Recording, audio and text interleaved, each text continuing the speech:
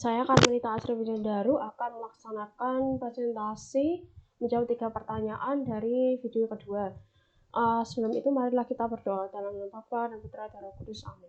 Ya Tuhan, terima kasih atas segala rahmat dan berkat yang telah Kau berikan kepadaku pada hari ini. Mohon penyertaan-Mu pada video reaction kali ini, semoga dapat berjalan dengan lancar. Terima kasih ya Tuhan. Amin. Dalam nama Bapa dan Putra dan Roh Kudus. Amin.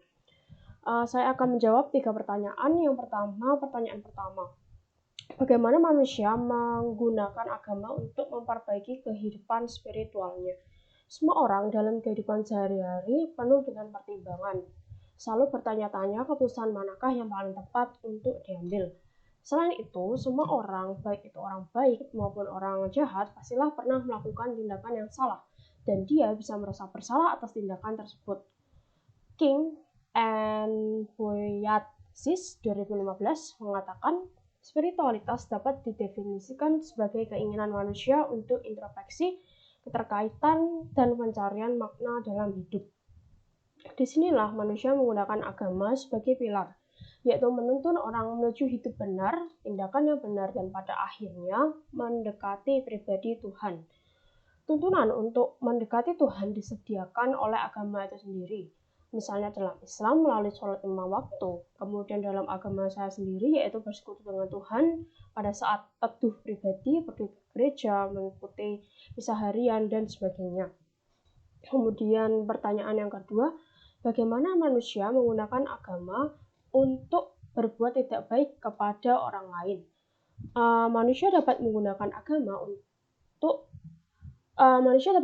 segala hal untuk berbuat tidak baik kepada orang lain, termasuk agama untuk kepentingan pribadi atau kelompoknya sendiri. Beberapa contoh yang bisa kita dengar di TV adalah menyerang kepentingan politik atas nama hukum agama. Kemudian tindakan korupsi yang dilakukan oleh pemimpin agama. Misalnya di bawah kepemimpinan Paus Leo yang ke-10, gereja meraup pemasukan besar melalui penarikan uang untuk indulgensi. Ada pula pemaksaan penganut agama tertentu. Misalnya yang terjadi di Pakistan, kekerasan dan diskriminasi terhadap kelompok agama minoritas. Di Pakistan membuat seorang warga Kristen ditembak tewas karena mengontrak di lingkungan seorang Muslim di Peshawar. Kemudian pertanyaan yang ketiga, apakah agama bisa membuat orang tidak baik menjadi baik?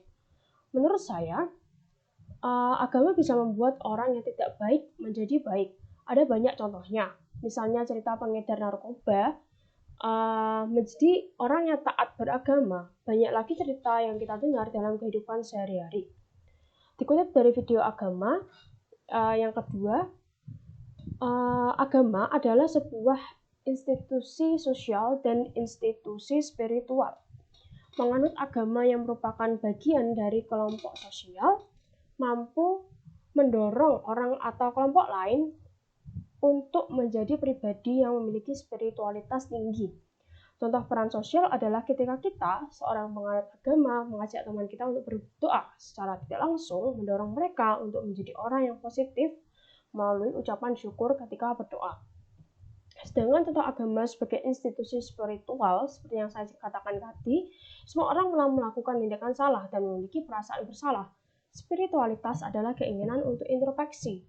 Agama berperan untuk menuntun orang menuju hidup benar dan tindakan benar. Ikatan seseorang dengan agama mampu membawa pengaruh positif terhadap pribadi dengan memberikan dorongan internal, yaitu perasaan dihargai, dan dorongan sosial, perasaan memiliki komunitas. Selain itu, agama juga berperan untuk mendekatkan kita dengan Tuhan. Piskin et al. 2016 dan Ramsay et al. 2019 menyatakan bahwa orang yang memiliki koneksi dengan pribadi Tuhan yang Maha Kasih dan berkuasa akan lebih menerapkan hidup positif. Mengapa? Karena terdapat hubungan antara harapan, kasih Tuhan, pengampunan Tuhan dengan agama dan perilaku baik seseorang. Dikutip dari Van Capellen 2016. Sekian video reaction yang bisa saya sampaikan. Sebelum menutup video reaction pada kali ini, marilah kita berdoa. Dalam nama Bapa dan Putra dan Roh Kudus. Amin. Ya Tuhan, terima kasih atas segala rahmat dan berkat yang telah Kau berikan kepada hari ini. Terima kasih atas penyertaan-Mu pada presentasi video reaction saya kali ini. Mohon penyertaan-Mu pada hari-hari saya selanjutnya, terutama di mata kuliah selanjutnya. Terima kasih ya Tuhan, amin. Dalam nama Bapa dan Putra dan Roh Kudus, amin. Sekian dari saya, terima kasih.